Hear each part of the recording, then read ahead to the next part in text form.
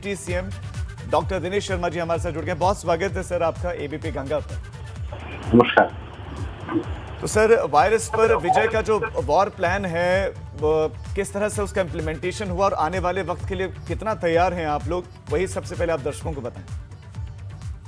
देखिए, ये उत्तर प्रदेश पे एक प्रथम जब लहर का आगाज हुआ था 2 मार्च 2020 में, तो उत्तर प्रदेश के पास में ये कोरोना का जो लड़ने का इक्विपमेंट्स थे, जो साधन संसाधन थे, वो उपलब्ध नहीं थे उस समय 2 मार्च 2020 में।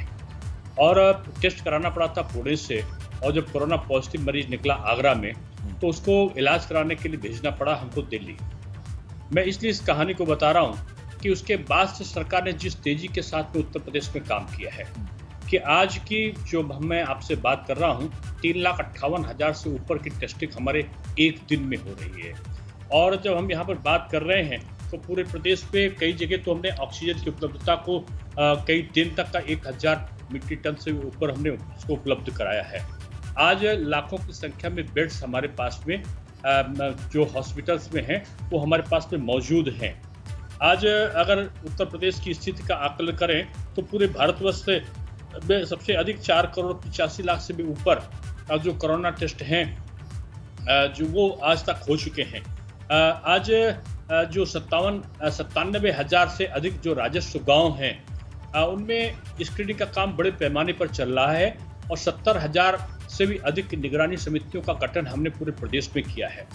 आंगनबाड़ी कार्यकर्ता और जो हमारे सरकारी स्वास्थ्य कर्मी हैं वो जनप्रतिनिधि, चाहे प्रधान हों, चाहे शहर में पार्षद या विधायक एमएलएज हों, सब मिलके आज जो सरकार का या हमारे मुख्यमंत्री जी के नेतृत्व में जो उत्तर प्रदेश के लिए हमने आयोजन किया है ट्रिपल टी का, कि ट्रेस है, टेस्ट है, ट्रीट है, कि हम पहले से ही उनकी जांच कर लेते हैं।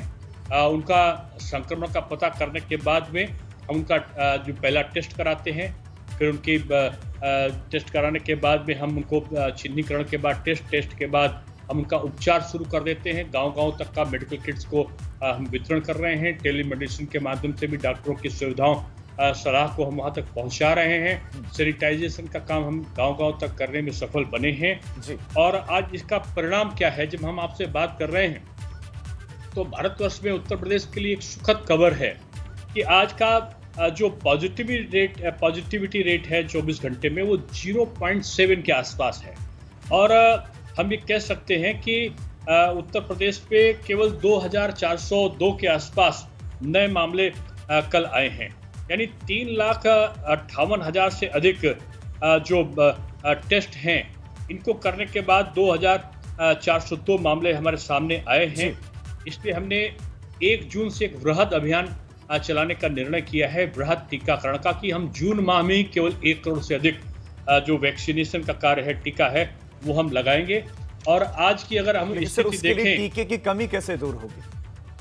उत्तर प्रदेश में टीके की कमी हम नहीं होने दे रहे। केंद्र सरकार और उत्तर प्रदेश का अच्छा समायोजन है।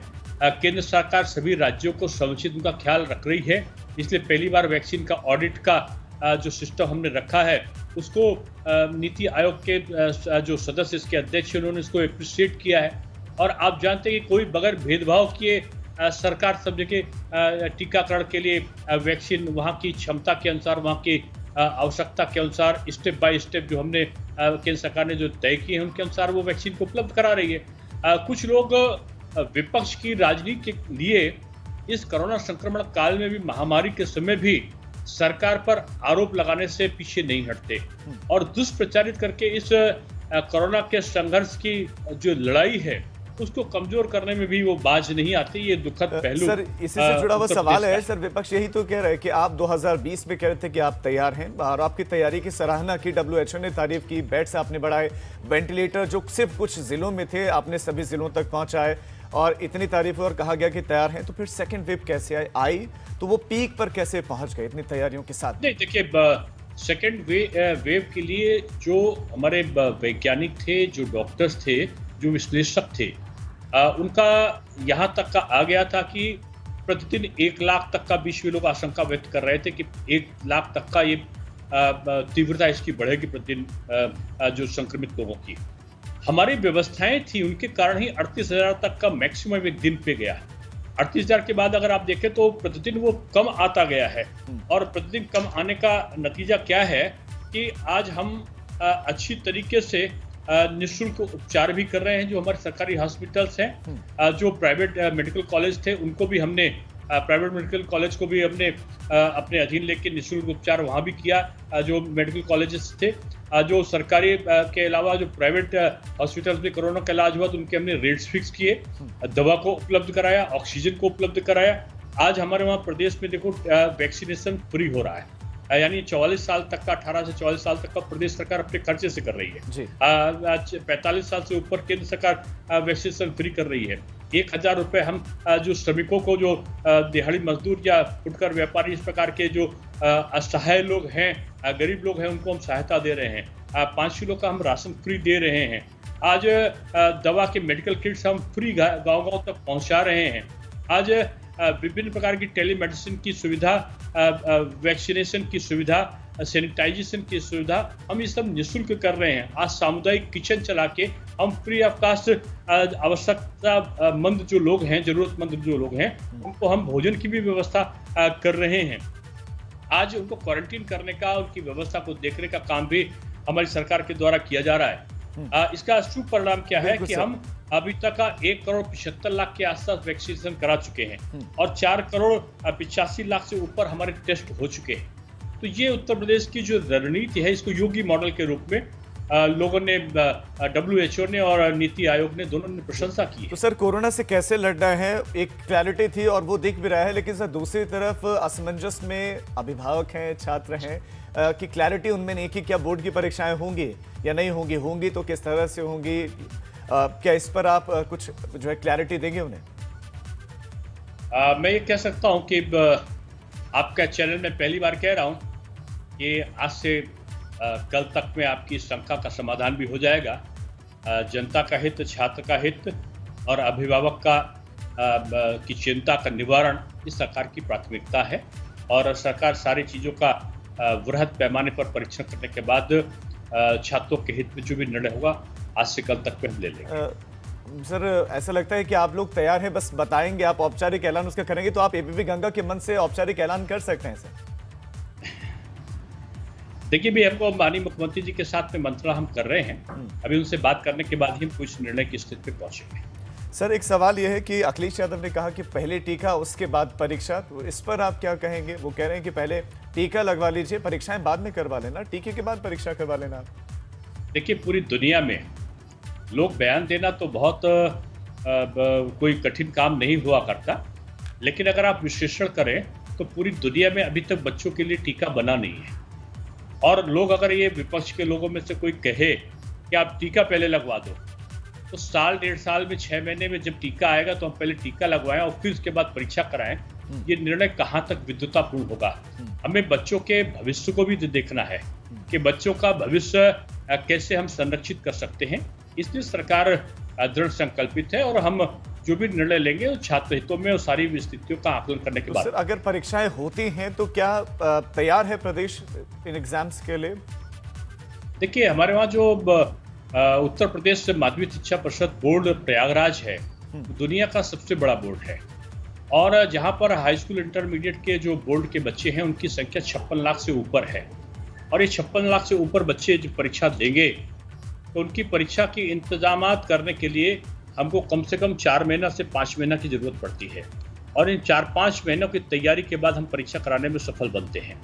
तो इन सारी तैयारियों को हम लोगों ने पहले मार्च में परीक्षा कराने का निश्चय किया था, और मार्च में परीक्षा कराने के निर्णय के कारण हम तैयारी पहले से कर चुके थे। हमारे जो प्रश्न पत्र हैं वो छप चुके थे, कॉपी का डिकोडिंग का काम पहले से संपादित हो चुका था, उनके बॉक्सेस बन चुके थे। जो परीक्षा केंद्र का निर्धारण है वो हमारा पहले से हो चुका है। जो ड्यूटी लगनी थी, जो लोगों की, उनकी ड्यूटी पहले से हम लोगों ने तय कर लिया था। कोर्स को हमने 30% कम करके अपने पेपर बनाए हैं। ये तैयारी हमारी 10 महीने पहले से हमने करी है कि हमने 30% कोर्स को कोरोना के संक्रमण को देखते, संभावित जो भविष्यवाणी लोग कर रहे थे उनको देखते हुए 30% कोर्स पहले ही हमने कम कर दिया था पेपर बनाने में। पठन पाठन की 10 महीने पहले हम जुलाई में ही हमने घोषणा कर दी थी। कि हम 30% ये कोर्स हटा रहे हैं और इन कोर्सों के लिए हम 70% पे आपकी परीक्षा आपकी 2021 की लेंगे, ये हमने पहले से कह तो दिया सर था। क्या ये मान और कर जब चलें एक कि महीना परीक्षाएं परीक्षा होंगी, चलती क्योंकि थी, आप लोग पूरी तरह से तैयार हैं, प्लानिंग एक लंबे समय से की गई है, उसको बस इम्प्लीमेंट करना है और उसके लिए आप तैयार हैं, तो देखिए क्या मान कर चलें परीक्षाएं होंगी? जो 1 महीने परीक्षा चलती थी उसको भी हमने पिछले बार से ही 12 दिनों में इंटर की और 15 दिनों में हाई स्कूल की परीक्षा को के दिन को भी कम कर दिया था। यानी सारी चीज़ों को हम पहले से निश्चित कर चुके हैं। कुछ और औपचारिकताएं होंगी, सरकार जैसा निर्णय लेगी उसके अनुसार हमारा विभाग काम करेगा। सर मनमानी फीस बढ़ोतरी पर क्या कदम उठाया गया? देखिए, उत्तर प्रदेश पूरा भारतवर्ष में पहला राज्य है कि हमने जो किया है कि 2019 के आधार पर जो शुल्क लिया जाता था वही शुल्क जो 2020 में लिया गया वही शुल्क 2021-22 में लिया जाएगा। यानी उत्तर प्रदेश सरकार ने एक भी माफी रुपए के का साथ आपको शुल्क टोक रहा हूं, लेकिन इसी से जुड़ा हुआ सवाल ये कि ट्यूशन फीस ही ली जाएगी ये कहा गया, लेकिन इस बीच शिकायतें मिल रही हैं कि अलग अलग स्कूल अब कॉम्पोजिट फीस ले रहे हैं। कॉम्पोजिट फीस के तौर पर उसको भी 10% या 15% बढ़ा कर लिए जा रहे हैं, तो ये कॉम्पोजिट फीस ली जा रही है, ये शिकायतें मिल रही हैं पेरेंट्स की तरफ से। नहीं, देखिए, जो उत्तर प्रदेश की व्यवस्था है, हमने जो शिकायत है वो आपके माध्यम से ना हो कि अगर किसी को कोई शिकायत होगी तो हमने एक अधिनियम पास करके रखा है और एक शुल्क नियामक समिति जिला स्तर पर जिलाधिकारी की अध्यक्षता में बनाई है, जिसका सदस्य सचिव डीआईओस है।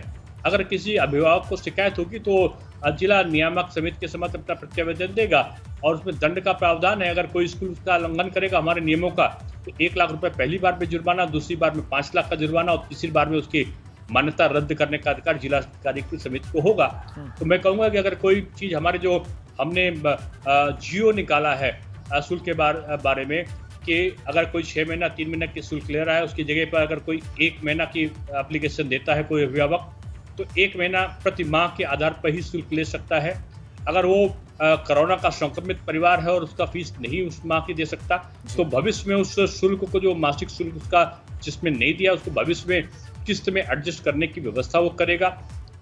परिवहन शुल्क है या जो परीक्षा का शुल्क, अगर परीक्षा नहीं ले रहे हैं ऑफलाइन और परीक्षा का शुल्क उसका ले रहे हैं तो परीक्षा शुल्क नहीं ले सकते, परिवहन शुल्क नहीं ले सकते, कंप्यूटर लैब का शुल्क नहीं ले सकते, विज्ञान लैब का शुल्क नहीं ले सकते, वार्षिक फंक्शन का अगर नहीं किया तो शुल्क नहीं ले सकते, स्पोर्ट अगर नहीं कर रहे तो उनका शुल्क नहीं ले सकते। इस प्रकार के बहुत बड़ा जो आदेश है उत्तर प्रदेश ने पहली बार लगाया है और कर्मचारी और शिक्षक को वेतन विद्यालय भुगतान करे इसके भी निर्देश हमने अलग से जारी किए हैं। जी, तो मुख्यमंत्री जी, उप मुख्यमंत्री जी, बहुत शुक्रिया आपका एबीपी गंगा के साथ जुड़ने के लिए, तमाम सवालों के जवाब देने के लिए। तो deputy CM doctor Dinesh Sharma ने सारे सवालों के जवाब दिए, विशेष तौर पर अभिभावकों के जो सवाल थे उन सवालों के जवाब। इस बीच में जिन पेरेंट्स की ये शिकायत थी कि कॉम्पोजिट फीस ली जा रही है तो जिला नियामक समिति के पास जा सकते